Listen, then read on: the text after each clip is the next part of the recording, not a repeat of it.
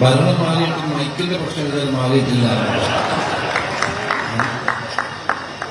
ഏതായാലും മൈക്കില്ലാന്ന് കരുതുക.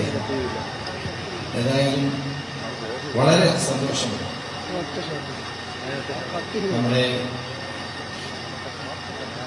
ശബരിമല നമ്മുടെ എല്ലാം നാടിന്റെ ഐശ്വര്യമാണ്. കോടാനുകോടി വരുന്ന ഭക്തജനങ്ങൾ ഓരോ വർഷവും ശബരിമലയിലേക്ക് എത്തുന്നു. കലിയുഗവരനായ അയ്യപ്പസ്വാമിയെ കാണാൻ ലോകം മുഴുവൻ എത്തുന്നതാണ് വിശ്വാസം. ഏതായാലും ഹരിവരാസനം പാടിയാണ് അയ്യപ്പനെ വിളിക്കുന്നത്. ആ പേര് തന്നെ ഈ സിനിമയ്ക്ക് എത്തിയിരിക്കുന്നു. കഴിഞ്ഞ ദിവസം കുറുക്കുവേണ്ടി ഞാൻ സംസാരിച്ചു. അദ്ദേഹത്തിന് വലിയ പ്രതീക്ഷയുണ്ട് ഈ സിനിമയെ സംബന്ധിച്ചിടത്തോളം. എന്റെ 2 പ്രൈവറ്റ് സെക്രട്ടറിമാര് ഉണ്ട്. 2 നേരത്തെ ഉള്ള ഒരാളാണെങ്കിൽ നിരന്തരം ചീഫ് സെക്രട്ടറിമാരുമായിട്ട് വളർന്നുണ്ടാക്കുന്നതാണ്, മറ്റൊരാളെ സിനിമ വിളിക്കുന്നതാണ്. 2 പേരും വലിയ കഴിവുകളുള്ള മഹാവ്യക്തിത്വങ്ങളാണ് 2 പേരും. എനിക്ക് അഭിമാനമുണ്ട്.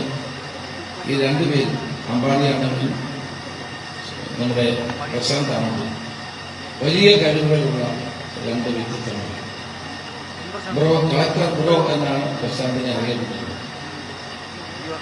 അദ്ദേഹം ആ കളക്ടറായി പോകേണ്ടത് കൊണ്ട് എന്റെ പോലീസ് സെക്രട്ടറി സ്ഥാനം ഒഴിഞ്ഞപ്പോൾ അവിടേക്കാണ് അമ്പാടി വന്നത്. അപ്പൊ 2 പേരും വലിയ കഴിവുകളുള്ള ആളുകളാണ്. നമ്മുടെ വിജയം നമ്മളുടെ സഹായിക്കുന്ന ആളുകളുടെ കഴിവിന്റെ അടിസ്ഥാനത്തിലാണ്. കഴിഞ്ഞ തവണ ആഭ്യന്തരമന്ത്രിയായിരുന്നപ്പോൾ എനിക്ക് എന്തെങ്കിലും ചെയ്യാൻ കേരളത്തിന് വേണ്ടി ചെയ്യാൻ കഴിഞ്ഞിട്ടുണ്ടെങ്കിൽ ഇവരുടെ 2 പേരുടെയും കഴിവുകളുണ്ടാകും. തീർച്ചയായും പ്രശാന്താണെങ്കിലും അമ്പാടിയാണ് നിരവധി പടങ്ങൾ എടുത്തിട്ടുള്ള ഒരാളാണ്. ഈ ഹരിവരാസനം അതുപോലെ ഒരു വൻ വിജയമാകട്ടെ. ഞാൻ അയ്യപ്പ ഭക്തനാണ്. എല്ലാ വർഷവും ശബരിമലയിൽ പോകുന്ന ആളാണ്. ഇത്തവണ എൻ്റെ അമ്മ മരിച്ചു പോയതുകൊണ്ട് 1 വർഷത്തേക്ക് പോകുന്നത് എന്നുള്ള നിഷ്കർഷതയുള്ളതുകൊണ്ട് മാത്രമാണ് പോകാതിരുന്നിട്ടുള്ളത്. അടുത്തവണ മധുബാലു കൂടി എൻ്റെ കൂടെ ശബരിമലയ്ക്ക് വരാമെന്ന് സമ്മതിച്ചിട്ടുണ്ട്.